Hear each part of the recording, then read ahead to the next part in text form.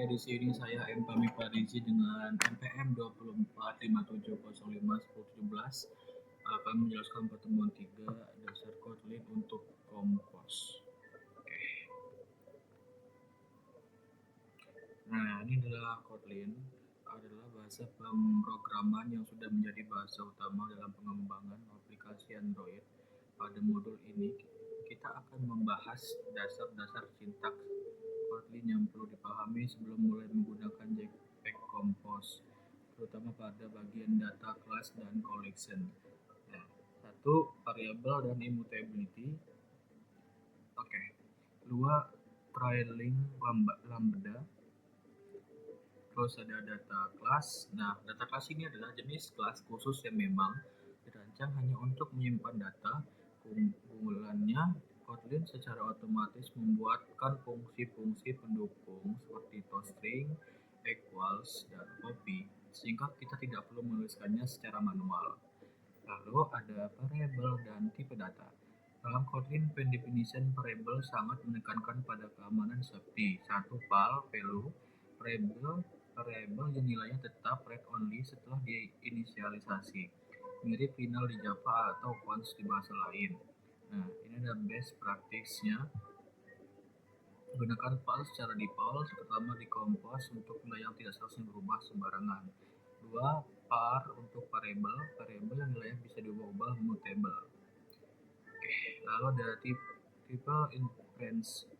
Nah, Kotlin cukup pintar untuk menebak tipe data, jadi kita tidak harus selalu menuliskan string atau in secara eksplisit, kecuali jika diperlukan. Nah, ini ada function dan lambda. Lambda operation adalah fitur paling krusial di Jetpack Compose.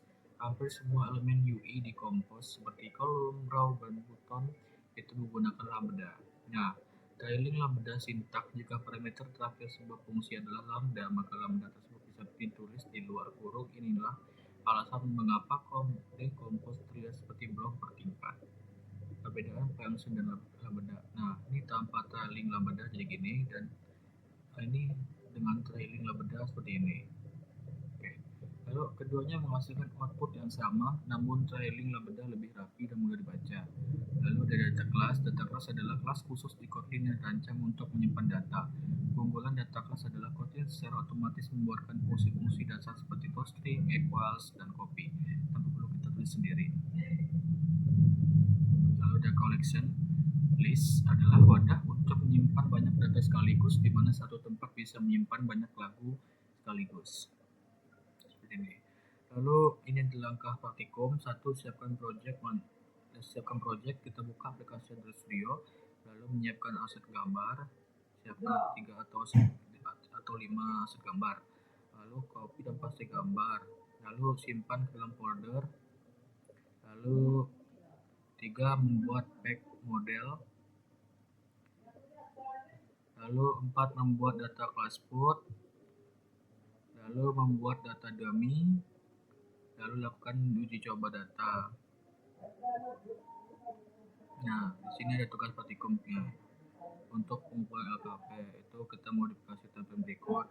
Lalu ini ada link pengumpulan, ini ada